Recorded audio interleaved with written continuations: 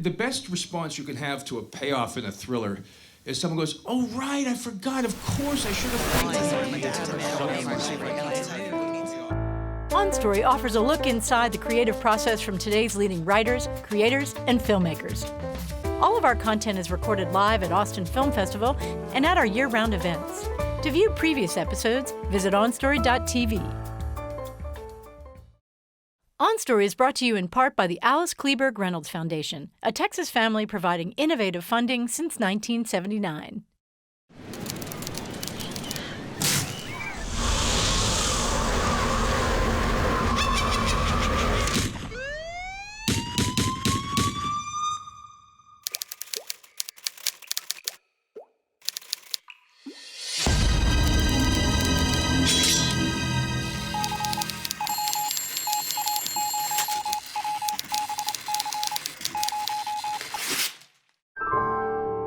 From Austin Film Festival, this is On Story, a look inside the creative process from today's leading writers, creators, and filmmakers. This week's On Story, Mudbound screenwriter Virgil Williams. Mudbound's you, Mudbound's everybody, because it's really, it's a piece of America. Yeah. And with the 6 voices that are represented in the story, there's an entry point for anybody. In this episode, Virgil Williams, screenwriter on TV hits 24 and Criminal Minds and the critically acclaimed Mudbound, discusses adapting work for the screen from the novel by Hilary Jordan. Virgil, on Twitter a couple of weeks ago, you posted this. No. It's not, even vaguely obscene. Sometimes you got to close your eyes so you can see. Everything you need is already inside you. I thought maybe as a kind of beginning point, is this something that you could talk about to tell us who you are and where you are as a storyteller? It's so cool at this point of my career to be able to look back and to see sort of where I was and what I was and who I was. I'm also super blessed, because if you're a writer, you kind of get to work your out and get paid for it. I'm at this point in my career and in my life where I'm trusting and I'm sort of really listening really clearly. When I'm doing it well, when I'm doing it, when I'm on my game, I'm not doing it. I feel like I've tuned the radio in to the right station. The thing that getting nominated for an Academy Award, like the biggest, most valuable takeaway from that whole experience, besides people submitting stuff to me, besides that kind of stuff, was it the only thing that matters? You guys, and this is like the truth, in feast or famine is the work. That's the only thing that matters. Like, you got to ask yourself, would I write this if no one would read it? No, you turn pro, the game changes because, you got to pay the bills. I wasn't up in Criminal Minds going, oh, this is an opus. You know what I mean? I was feeding my kids. But Mudbound came from Criminal Minds. I wrote Mudbound while I was my first season on Criminal Minds because I needed, 1 for them, 2 for them, 3 for them, 1 for me, 4 for them, 1 for me. So I'm in that place. I'm in this sort of trusting place. What were you doing before you got the 24 gig? What did you do to prep, professionally, personally, that sort of sent you in the direction of doing that work? Mm-hmm. Coming out of college, I was lucky enough to get a job as a writer's PA on a television show called Lois and Clark, The New Adventures of Superman. Yeah. And I was working on the Warner Brothers lot, and I'm 25 years old, 26 years old, that's magic. $350 a week. And, it was Sylvester Stallone. Oh, hey, Clint, what's up, man? So that was, that's where I got, driving on the lot every day. Thinking back on 24, it was this incredibly suspenseful, adventurous, kind of zeitgeisty, after post 9/11 show. What were some things that you learned from writing for 24? And is there anything that you carried forward into the other TV work that you've done or to other things you've written? Yeah, there's stuff I've carried forward through my whole career. The biggest thing would be just terse. I just keep saying the word terse. That, it's always better leaner. No matter like what you think or like how good that felt coming off your fingers, you know, that little moment you're like, that's pretty dope right there. Cut it. Because like it's better shorter.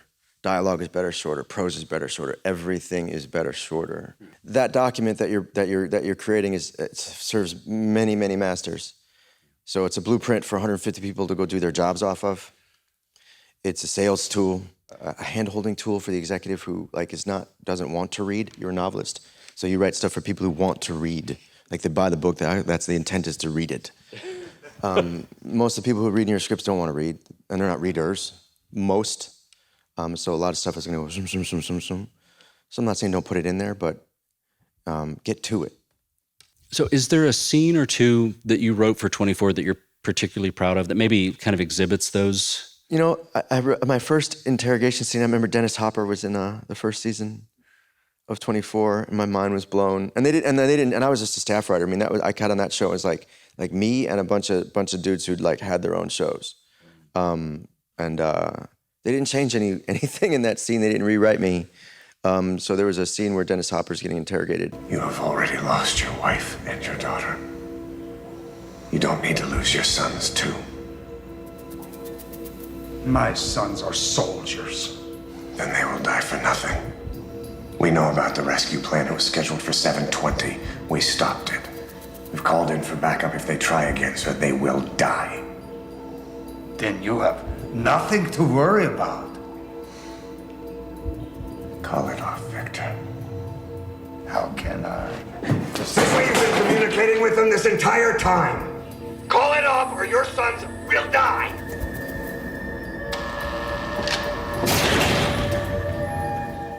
That was something I remember sort of getting right because I left it alone, and I was like, God, Dennis Hopper's like, you know, reading my and that was cool. Let's move on and think a little bit about ER and Criminal Minds. And I know they're not in any way identical shows, but how were those different for you as a storytelling experience, and what did you learn in the process of working on those? The most obvious difference was the emotional palette from which to draw on ER was endless. I could create a story where I'm making you laugh in one scene and then I switch stories and someone's gonna die and you're crying. I could affect pace in a particular way by having 5 stories, you know, or 4 in a runner. Like there was a lot of freedom. Anybody could walk through the doors of that hospital. That hospital was located in Chicago, so I could also bring some home to it. And also be like, no, like, that wouldn't happen in Chicago, like that kind of stuff. I remember somebody tried to write, like, a kid got injured in a snowmobiling accident. I was like, well, did he get choppered in? Because like, Wisconsin? Yeah, maybe, like, possibly, exactly. Like, maybe he wasn't in the city, right? Because, like, you know, I don't know where they're doing that. And Criminal Minds, you know, the emotional, there's everything is overwrought. There's the emotional palette, there's like 3. There's like, oh my God, I can't believe, you know, like, I can't believe he's dead. I can't believe he's missing, or thank you for saving him, or, you know, and that's really, you can find these little pockets of personal stuff with the team, but those are like straight up pockets. Like they're really, there's not a lot of territory there because it's all story. It's all moves. So character and story, I think, are probably the biggest differences. There's way more character in ER, and Criminal Minds is story driven. You were saying about Mudbound that, you know, you were given 3, 4, 5 things to Criminal Minds, and you had to take back one thing for yourself. What was the piece of your soul in Mudbound? Mudbound, that's pretty easy. So my grandpa fought in a segregated unit in World War II. He was a Buffalo soldier. His 92nd Infantry, if I'm not mistaken. But his brother fought in a white unit because he could pass. And my grandfather, you know, wasn't like, you know, I'm black. He was like, they're not going to send me into combat. He was wrong about that. So for me, Jamie and Ronsel, I mean, that was me. That was absolutely me. And the cool thing about Mudbound, I remember saying this thing in New York it was a New York Film Festival or something? I forget which one it was. The Gotham Awards, something we went to, and it was like, you know, Mudbound's you, Mudbound's you, Mudbound's you, like Mudbound's everybody, because it's really. It's a piece of America. Yeah. And with the 6 voices that are represented in the story, there's an entry point for anybody. One of the skills that I find absolutely essential to writing is, and it's also, I'm blessed because I'm racially ambiguous, so I, can kind of slip in anywhere, is I call it banking. Whenever you're out in the world living your life, which is probably the most important part of learning how to write and learning to, how do you manifest something on a page is living. I'm watching mannerism, I'm listening to cadence, I'm like just looking at clothing, I'm like, it's all sort of like getting registered. When you're a minority, you're the one that has to assimilate. So what you do is you acquire these assimilation skills, and you're like, in my experience, and this is not a generalization, it's just in my experience, I have seen that Caucasian writers have a harder time writing Black people than Black people have writing Caucasian people, because Black people and brown people have been forced to assimilate. In my writing classes, we often kind of talk about this. It's like everybody should understand the white male middle class experience, because that's what gets represented more than anything else. Okay, so one of the things that I often talk with my students about is how a great screenplay, and Mudbound I think is a great screenplay. Thank you. Will often kind of announce its intention early on. And there are a lot of writing resources that say the same thing, but I mean, that's been my observation. So when I was watching it again this week, I was kind of focused in on the early line, why would I do that?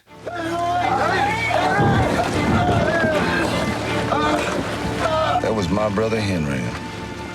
Absolutely certain whatever he wanted to happen would. And his little brother, Jamie, would never betray him. come here. What's the matter with you? Huh? I thought you were gonna leave me down there. Come on, why would I do that? Why would I do that? Funny, whenever I get questions about Mudbound a lot, I feel embarrassed because the book is so brilliant. I mean, the book is, and Hillary's my friend. Hillary's like she's, we stay in touch. I think that whole opening scene is brilliant. And that's in the book. I mean, that's the way the book opens. I mean, it has everything. We would get this hole dug before the storm hit. What is it? It's a slave's grave. How do you know that? Shot in the head. Must have been a runaway. That settles it. Settles what? I ain't burying my father in no slave's grave. Nothing he would have hated more. Help me up. We ain't got a choice.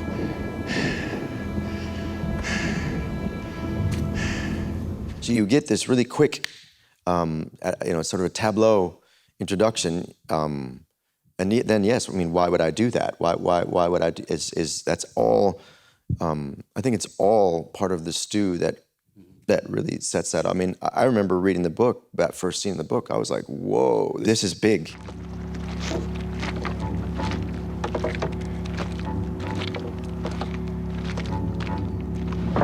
All right, come on, lift it up. Come on. Now just get, come on. All right, hang on, just, hey. Hang on, hold on, lift it, Jamie, lift it. Now just get a little more, whoa, just stop, okay? Let's just set it down. Why don't we just run the ropes lengthwise? We stand at either end. No, the coffin's too narrow. If it falls again, it might break. Well, we can try it. No. Henry. It was like a big piece of cake. It was just rich. So yes, I mean, I guess the long answer is yes. That was a statement of intention, absolutely. Set the tone, I think, for the entire piece. Because you go back to that in the end, it's also bookended. I mean, you return to that point. Like any story, any good story usually does, you come home.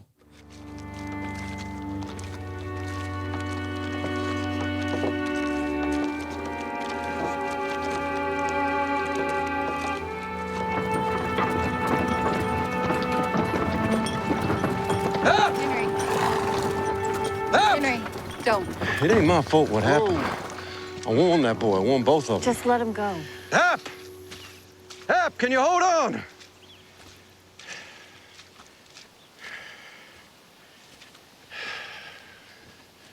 Need to get the coffin in the ground.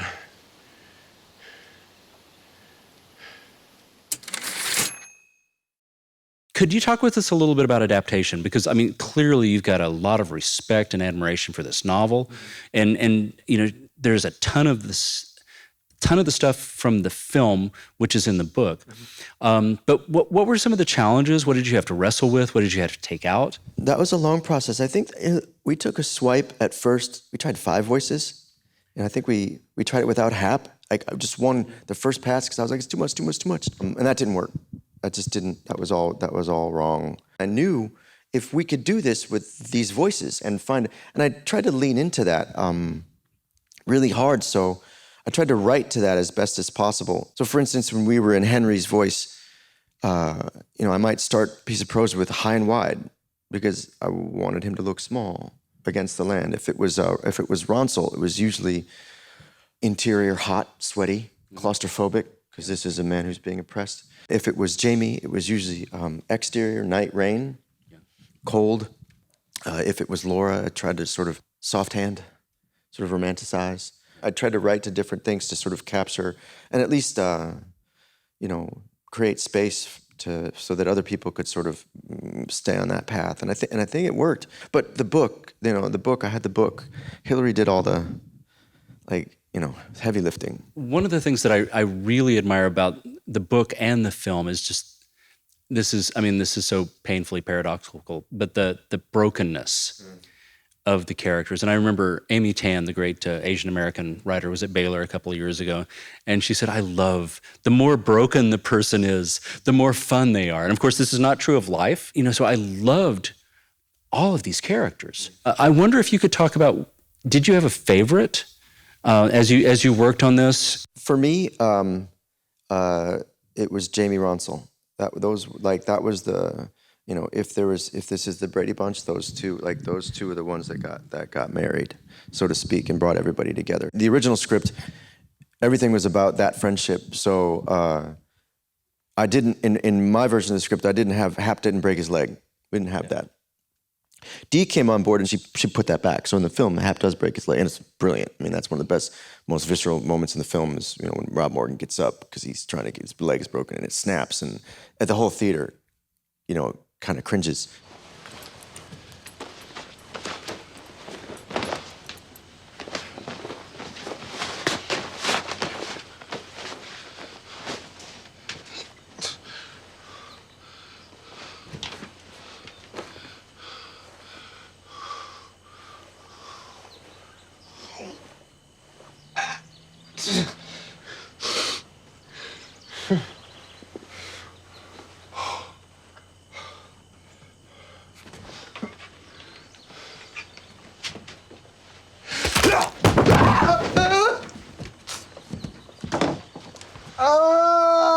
So, I mean, it really was just about making those choices and taking those, I don't know, little moments. But for me, it was Jamie Ronsel. That's how I sort of like cut through. So, Sergeant, how do you like being back here in the Delta?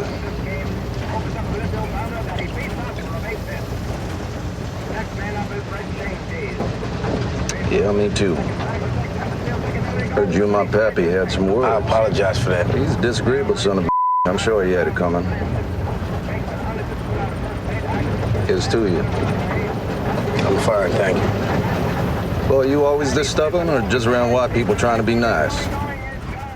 Once I understood the whole thing structurally, and which was already, for the most part, done, then everybody kind of revealed themselves pretty readily. Tell us a little bit about this process of working with another really good storyteller who happens to be the director on the film. Well, she's brilliant. I mean, Dee Reese is like flat out, you know, she's like a cinematic savant. She's like just one of those people that just sees shit, you know?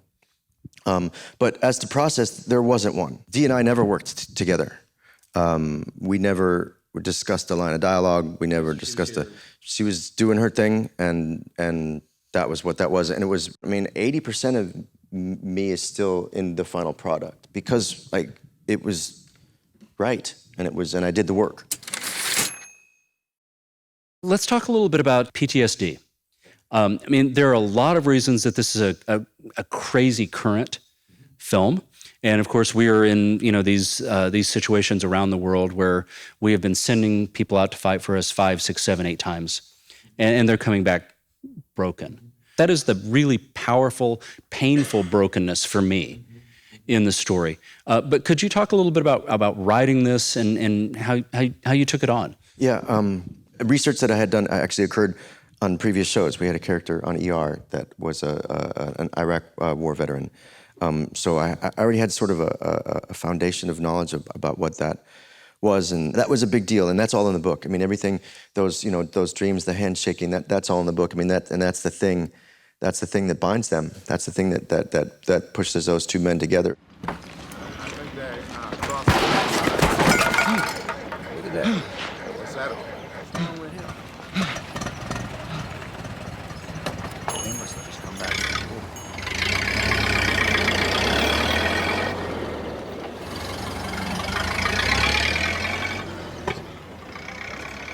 It's all right. It's just a car. It must have backfired. Stuck intake valve.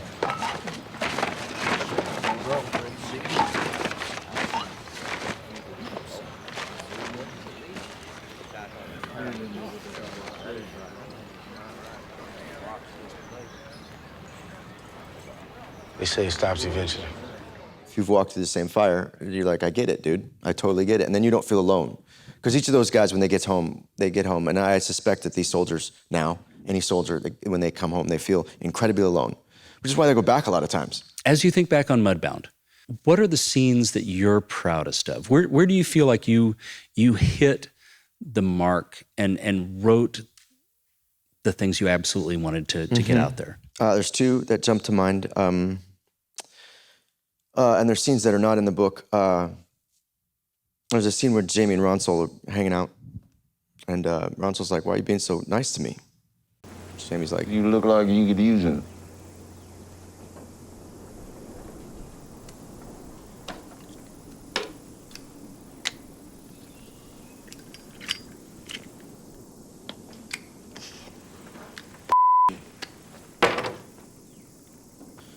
and in the book, Hillary didn't explain, and I needed a movie reason. I needed a cinematic movie reason, which is where that Tuskegee Airmen scene came from. They deal with God right there. So if he saved me, I was gonna do something good. I don't know what that was, but I promise anyway. Before you know, a whole bunch of P-51s show up. Just like cavalry. They cleared those Germans right out of the sky. I swear they were angels sent by the Lord himself. Those P-51s, their tails were painted red. One of them buzzed me right after the flight. I looked over, I thought I was seeing things. That fighter pilot, he was colored. She stripped all the sound out of it, so it's super intimate. When you flash into the bomber, it's just voiceover, so it's super naked, and that was like massive home run. That really worked. And the ending, I changed the ending of the book. In the novel, Hillary just sort of alludes to what could maybe happen to Ronsel one day, like maybe. And I was like, yeah, nah. Like, I'm a black father, and there's too many black fathers. Like, there's too many kids. There's too many fathers, black kids out there. Like, that's not right. He can't be a hero if he doesn't go get his son. So those two things are really, and they worked too. They work. I mean, they're just. That's always a great feeling, especially for a TV writer, because I'm used to seeing it like little screen, and you've seen it like 87 times, and it's like, yeah, there's my name, yeah, whatever. There's the scene, yeah, whatever. But the first time I saw Mudbound was at Sundance. And that was like, whoa, that was really, that was powerful. Mama?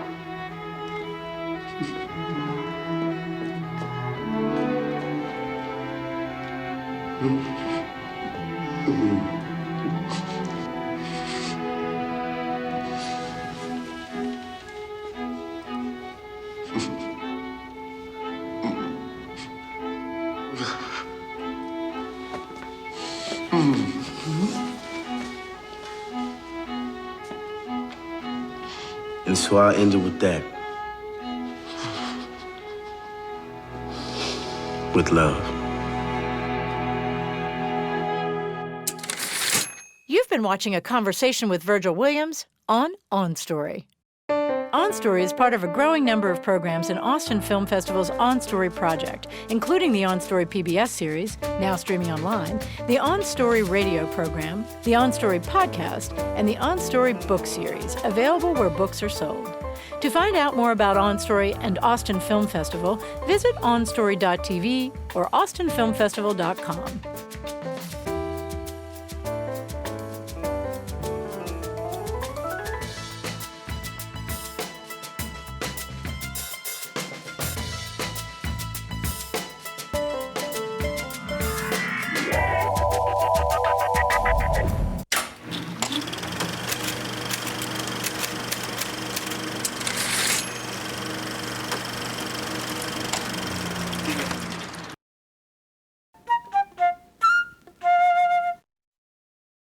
Want to see On Story live? Join us at Austin Film Festival's annual Writers Conference each October. Visit www.austinfilmfestival.com to find out more about badges and passes to attend the festival.